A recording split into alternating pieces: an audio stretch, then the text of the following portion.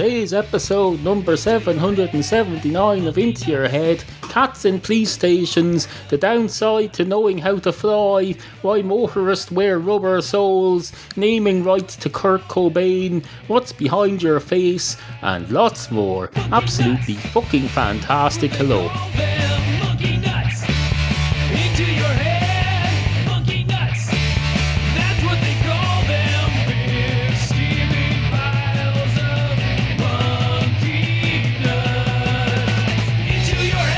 Lot to get on with today. Items that need to be attended to, issues that need to be addressed, topics. Topics. We've got topics coming out of this face, which is on the front of my head. People forget this. You think about your face and you think, oh, that's my face. But no, it's not just your face. It's part of your head. Your head extends all the way down to the top of your neck, and people tend to forget it because they think, oh, there's my face. The bit above it there, above my forehead, is my head. But no, not only does your head come all the way down to the top of your neck at the back, it also comes all the way down with the front, because your face is just basically a layer that's slapped onto the front of your head. That's all head in behind your mouth and your nose and your eyes. That's all head as well, you know. The head isn't just a bit up at the top and at the back. No. So don't be tricked by faces are designed to trick people, and we're tricked by our own faces as well. So let's remember let's all make a mental note to remember that everything that's here in where your mouth is and your nose is and your eyes, that's your part of your head. It's all part of your head. Your brains come all the way down. Well, maybe they don't. I don't know. Does your brain come down to your mouth? Now that I think about it, maybe it doesn't.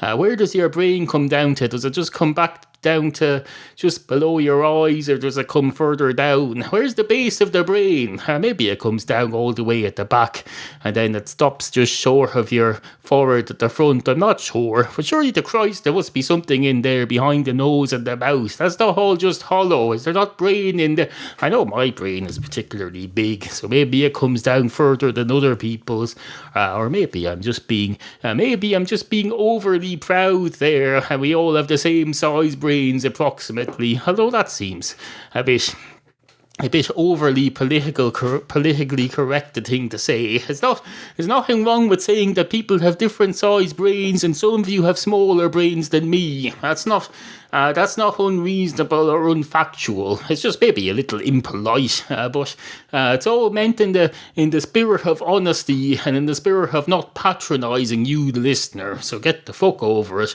Anyway, hello and welcome to the show. I've always been a great believer in the dictum, never let the fact that this bottle of deodorant says invincible on it, never let that fact make you think that you can go for 96 hours without washing, even though this have a 96-hour deodorant on here. It says L'Oreal Invincible Deodorant 96H non-stop extreme protection. Don't be fooled. As what's his face, what's the name, Elvis Presley used to say. He say, don't be fooled by a heart that's true. Oh no, that's not. It was don't be cruel. Don't be cruel to a heart that's true. Or was it Elvis Presley, or was it Eddie Cochran? There was someone anyway. I prefer to quote more modern song lyrics than that. I quote stuff like, there's one that would be appropriate with the deodorant thing. Nirvana smells like Teen Spirit. Here we go. Load up on guns, bring your friends. Something, something, something, something, something, something, something, something. Hello, hello, hello, hello, hello, hello. Hello. He was a great man for the greetings. What's his? Kurt Cobain. Isn't that his name? Well, it was. It's not his name anymore. It's available for anyone else who wants to use it. He's finished using that name now, and may he rest in peace. I suppose you could still use the name while he's using it. More than one people are allowed to share names. In fact, you can force somebody to share their name. If Kurt Cobain was still alive, you'd be still perfectly entitled to call yourself or your offspring Kurt Cobain. It's not a thing. You can't trademark your own name. You can reserve your performing name, prevent other members of the Equerry Union from using it. But apart from that, no, nothing to stop you from naming your child Kurt Cobain, as long as you don't want them to be able to use it as a performance name and have them be a member of the Equerry Union. That's my understanding anyway of the situation, of the legal, the trade union legal situation and the rules and all the rest of it.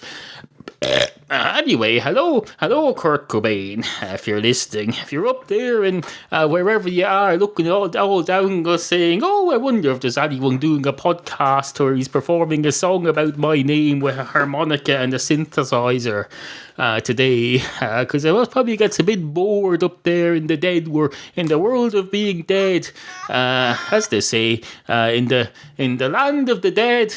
The one-eyed dead rock star who has people talking about him in podcasts randomly as king. Because very few dead people have people making podcasts about them. If you were a normal bog standard dead person who's not a member of Nirvana, and you went out on a random day and decided to go to scan the podcast world and see how many people right now, this minute, down on Earth are making a podcast about me in which they sing Elvis songs and then decide to change them to be about me, you'd probably find almost zero. But no, if you're Kurt Cobain, the chances are a little higher. That's the privilege of being a rock star, I suppose, or any other successful person or a politician. I'm sure there's people doing podcasts where they do a little song about JFK as well. I've probably done it myself. I think now that I may think about it, I probably have. Hello JFK, if you're listening as well. Stands for John Fitzgerald Kennedy, if I remember rightly. It's also the name of an airport. They have an airport called the John F. Kennedy International Airport, and they have another one, if I remember rightly, they have a Ronald Reagan International Airport as well. They also have a branch of Supermax, a fast food chain over here named after Barack Obama. I don't know if you Americans realise this.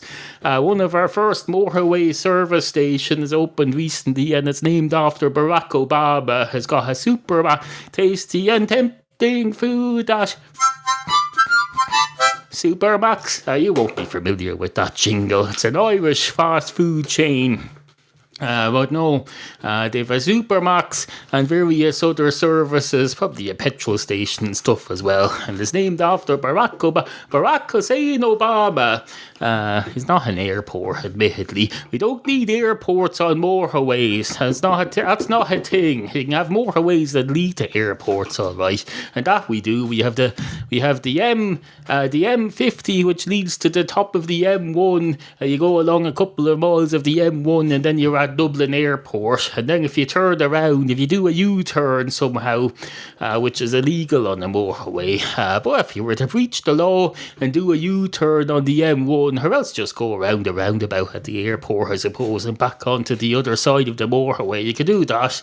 If you go back down the way you came, then onto the M50, and then down the M7 or N9, I forget which, then you'd end up you'd somehow end up at Cork Airport if you followed the signs. And then you could go up to Shannon Airport, or you could go to a little shitty airport up in Sligo or Donegal or somewhere. There's some shitty little airports around, where apart from that, no, it's just a couple of big airports here.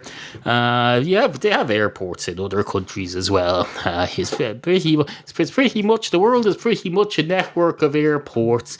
It's one of those things, it's like the telephone. If there's just one of them in existence, they're not really of all that use. Your man who invented the telephone discovered that. He said, oh, look, I've invented a telephone.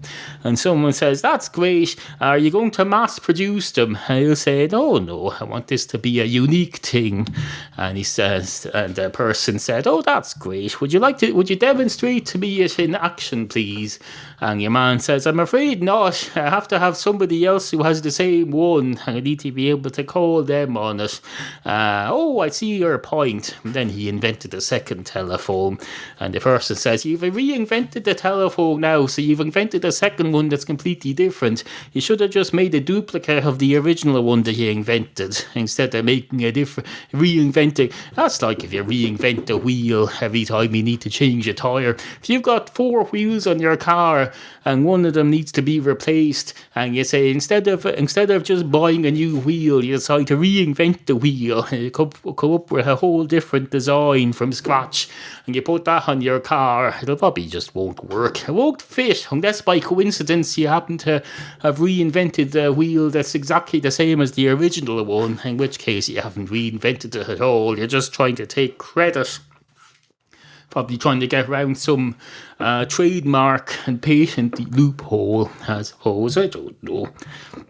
Has the original patent on the wheel run out? Surely to Christ it has by now. Has Henry Ford or whoever invented the wheel? Surely to Christ he doesn't still have the copyright. It's not fucking Walt Disney. It's a wheel. You can't fucking own it forever.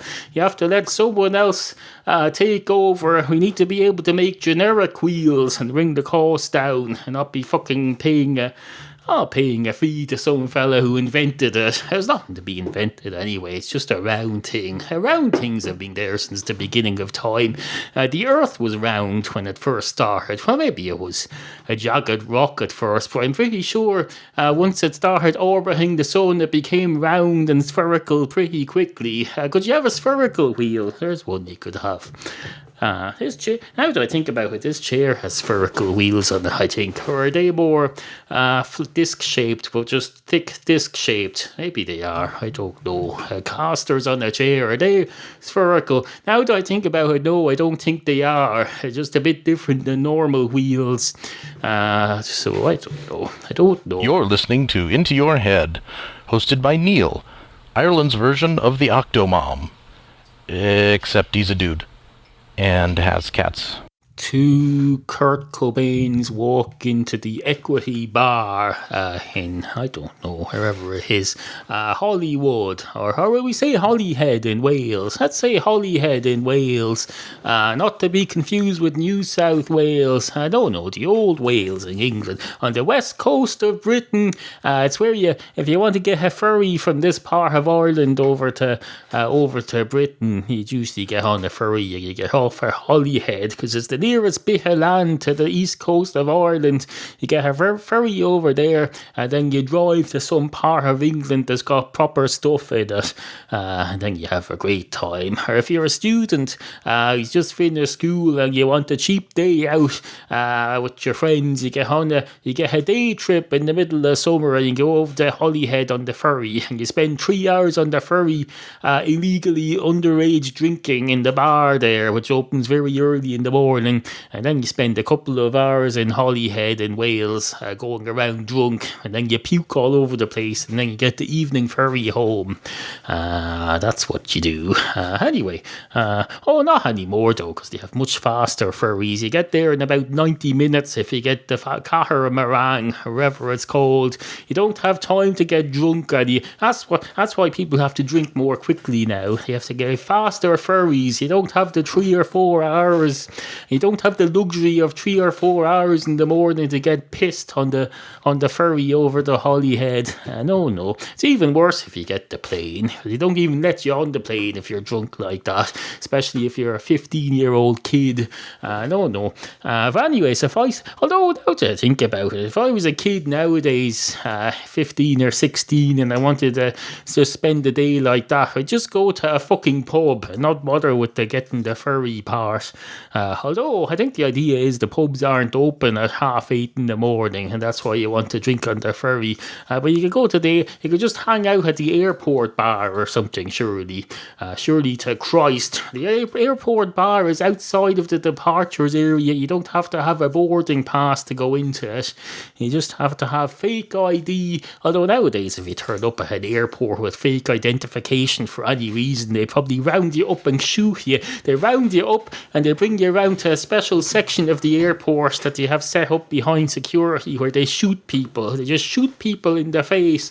They probably shoot them with a video camera first, just as a record, and then they shoot them in the face or in the back of the head, whichever way is facing towards them, I suppose. If the back of someone's head is facing you, that's the threatening part of them. So you have to shoot the back of the head. There's no point, because otherwise you won't get. If someone's back is to you and you decide, oh, that fella's threatening me, you have to be able to make your case, like say the back of his head was threatening me, and then you shoot him in the back of the head, because you can't say his face was threatening you because his face was pointing the other way. If you do that, if you shoot him in the face, then they'll say that face wasn't even pointing towards you. It was of no threat to you. You weren't justified in shooting him.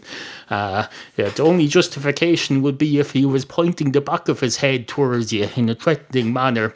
If you had eyes in the back of your head, the police would have a field day then, I tell you, because they could just go around and say the back of that fella's head was threatening me. He had a threatening expression on him. He was glaring at me and looking suspicious. He had a blank stare using the eyes on the back of his head, and that's why you had to shoot him. It's a dog-eat-dog world out there. And that fella, he was looking at my dog, my police dog, in a suspicious manner. And I can tell you, there's one thing we protect in this world, it's police dogs, and quite rightly so. They're very brave. They save lives. They dig out drugs from under suitcases in airports. They rescue people from all sorts of places. They don't even give their consent in writing, those police dogs. So they should be protected. You should stand up for your police dogs, I can tell you. The police dogs are some of the finest dogs known to man. Do they have cats in the police, sir? I know your first instinct is to say, no, of course they don't have cats in the police force. But no, I think you'll find if you went down to some rural police station that's out in some village somewhere, and that some fella sitting at a desk all day, who's probably maybe lives in a cottage next door to the police station, I think you'll find there's a good chance there'll be a cat there. If it's a residential police station, I think you'll find. But no, you just automatically wrote that off. You said, no way would there be a cat in the police station. And now I've made you think about it. Have you ever seen Postman Pat? You probably have, the cartoon. That's got a Postman Pat goes around in his uniform with his cat in the van. If a postman can have a cat, then I see no reason why a police officer shouldn't or couldn't. Why not? I don't see why not. We can't rule it out.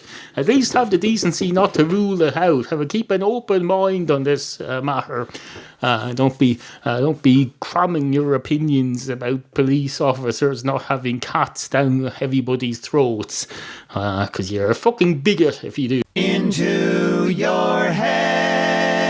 It's that time of year again when the podcast you listen to remembers at the last minute, about a week before Christmas, that he should be reminding you to do your Christmas shopping through his Amazon links. If you're doing any shopping on Amazon now or any time of the year, just go to intoyourhead.com and click through the Amazon links. There's one for Amazon.com, one for Amazon UK, one for Amazon Canada. Click through that and then go to Amazon. This show earns a commission for every purchase you make, and it doesn't cost you a penny extra. And that's how you support a podcast in the modern economy. Matchstick cats! Matchstick cats! Matchstick cats! Matchstick cats and stuff! IntoYourHead.com! Monkey nuts, that's what they call them. Or at this time of year, I suppose it's roast chestnuts. Roast chestnuts roasting on an... Isn't that what they used to do in the old days? They did roast chestnuts roasting on an open fire. Sleigh bells dripping at your nose. Never a time. I might not have the exact lyrics right. Snow bells dripping at your nose. Never a time for whiskey and wine. And Santa is dead as a rose. No, Santa is dead. Santa and the dead arose and appeared to Manny. Manny said, "Oh no, not me, not this Manny, a different Manny. Manny as in several people, not as in Manny the mailman, listener who I know through podcasts of various kinds. No, every time I say the word Manny now, I think of Manny the mailman. But no, the dead arose and appeared to Manny. That's probably nothing to do with... what was I doing? Oh yes, I was recanting the lyrics of the chestnuts roasting on an open fire traditional Christmas song. Probably not completely accurately.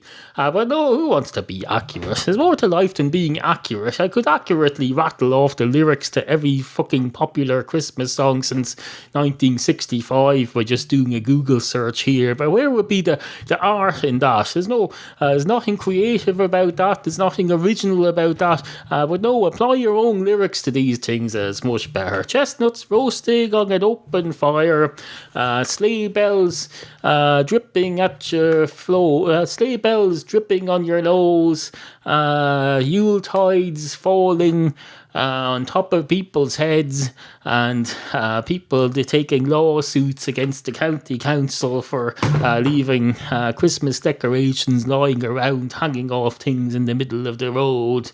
Everyone knows that a Yule tide of joy can be... Now let's look up the proper fucking lyrics for this. Hold on a minute.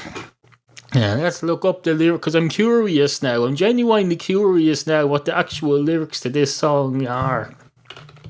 Chestnuts roasting lyrics. Search. Let's have a look at this now and see what it is. Here we go. Chestnuts roasting on an open fire. Jack Frost. Oh, that's what it was. Jack Frost nipping at your nose. It's fairly close though. Everybody knows that, Yuletide carols being sung by a choir and folks dressed up like Eskimos. Everybody knows a turkey and some mistletoe. I don't know a turkey. I know several cats. I don't know a turkey. I don't get to know my turkeys by name. I'm not a frigging poultry farmer. No. Although I do get quite a lot of turkeys, especially this time of year. It's just ended, but for the last few weeks, Super Value was doing frozen turkeys for $7.99 each, and I used to get one a week for the cats instead of their traditional 3 chickens of a Friday evening. I'd get them a frozen turkey. Don't worry, I told her how I cooked it first. I didn't give them a fucking frozen turkey. There's something about if you ever carried a frozen turkey home from the shop in the same bag in which you usually carry 3 chickens, you've noticed something that I noticed. It's like carrying a fucking dead weight of rock. That's what it is.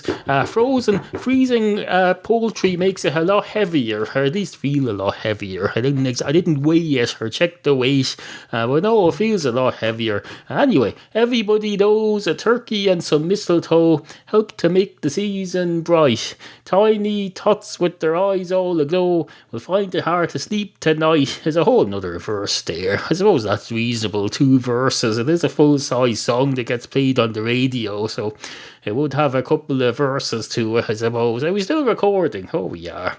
I'd almost forgotten where I was there for a moment. They know that Santa's on his way.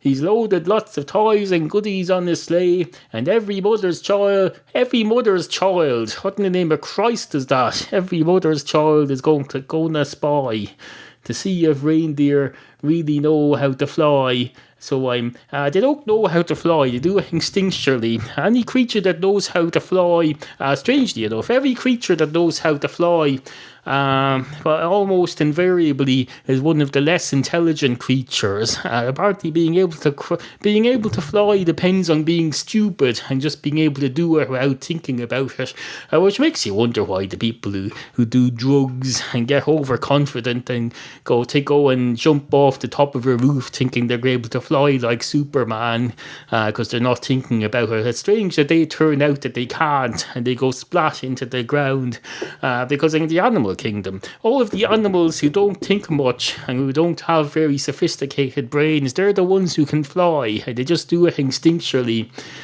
So you would think that, no. You would think if we ever do learn to fly as humans, if we ever evolve the ability to fly, it'll be a sign that we've become less intelligent, that our brains are becoming less sophisticated, and that's a worrying thing. So be careful what you wish for there. That's all I can say to that. Anyway, on with the show. You're listening to the Into Your Head podcast from Ireland with your humble proprietor, Neal. Follow Neal at twitter.com/intoyourheadpod and pretend to like him at facebook.com/intoyourheadpodcast.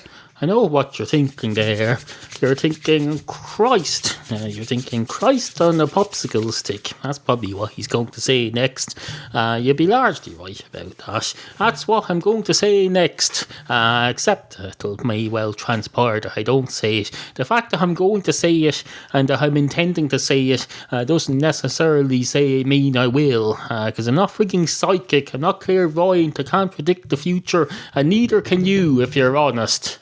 Well, you can if you're dishonest, but you'll be predicting it. If you manage to predict it through being dishonest and pretending you're able to predict the future, and you do manage to predict the future, then you'll just have got lucky or unlucky, because you'll have proven that you're you'll have failed to prove that you're dishonest, and people will believe you and fall for you, and they'll take you seriously, and then one day you'll end up causing trouble. Inadvertently or advertently, you'll end up causing some problem, and then people will come down on you like a ton of bricks. They'll sue you for causing trouble by pretending to be clairvoyant. And then where will that leave you? You tell me. If you're able to predict the future, which you're not. This isn't the future though. This is just a possible future that we're talking about here. We're exploring the possibilities.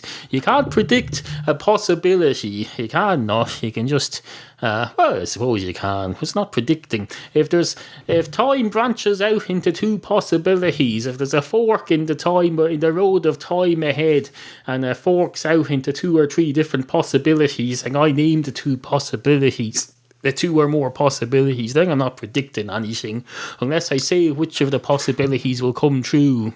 And if you do that, I suppose you are a clairvoyant and you were telling the truth all along, in which case I'll be happy to come along and apologise to you when the time, at the appropriate juncture in the fullness of time, and then we'll all be fine with each other. But until then, get down off your high horse and get back into your car like a normal person, as people don't ride horses around in the street anymore. If you're riding a horse, it better be on a cattle farm, or on a horse racing track, or in some frigging field somewhere, or wherever people ride horses. Don't be riding horses around on the road. Although, why not? You're perfectly entitled to. People are allowed to ride horses. There's a lot of people in my town go around on horse and carts. Members of the travelling community, and they're perfectly entitled to. There's nothing wrong with that. So I take that back, having told her about it. You're perfectly entitled to ride a horse, or to have a horse-drawn carriage. I'm just saying, we have cars now, we have motor vehicles, as people still going around on horses and pedal bikes and penny farthing bicycles and tractors. We have the car now. Volvo, or one of them companies, BMW or somebody, announced the other day that they're hoping to phase out the internal combustion engine over the next 10 years, and you're still going around on a bicycle. What's with you you cyclists, I don't even ride a bicycle. Well, I don't ride any vehicle of any kind. I don't even ride a car. But that's nothing to do with technology or anything. That's more to do with me not being able to drive a car for various biological reasons. As biological reasons, strangely enough, we spend all these millennium inventing all these robotic engines and things. There's nothing biology can still prevent you from doing that stuff, because basically you're an animal on a machine. You're where man meets robot and the two combine, just like the Borg on Star Trek: The Next Generation, where they have these creatures that are a combination of man and robot, the best of the both linked together. And when you're in a car, you're a biological creature sitting operating a machine, and basically you're a man combined with a robot. You're basically a that's what you are. Well, you're a motorist. But if you think about it, a motorist really is a biological creature that's melded with a machine. You're turning into, it's basically a Terminator 2 happening. It's happening right under our noses, and you don't even notice it because you're too busy listening to the radio and complaining about the traffic lights. No, you're a half robot, half man. It's just that when you get to the end of your journey, the man or woman part can separate from the robot and go into the shop or your workplace or wherever you're going and leave the robotic part of you behind. But one of these days you're going to try and get out of that car at the end of your journey, and you're going to find you're fused to the car. It's probably more likely you'll fuse to your cell phone first, because they're the things you're becoming more attached to. But it'll be something. If it's not Google Glass, it'll be your car will be stuck to your shoes or something, or your, I don't know, at least you've got rubber under your feet that will protect the machine from melding into your feet bones. So it's probably more likely to be the phone that we'll merge with first. We'll have the Google Glass, or we'll have the phones jammed into our skulls or something. Either way, it's all going to happen. The shit is going to hit the pan, or the shit is going to hit the fan. Is that what they say? I think that's what they say. Certainly what I just said. I said the shit is going to hit the fan, but just before that I said the shit is going to eat the pan, and that was wrong. So it just goes to show how reliable I am for that sort of thing. So basically, don't take anything I say. Don't take anything I say without a pinch of salt. Anyway, good morning. Sit, Pippi, sit. Good cat.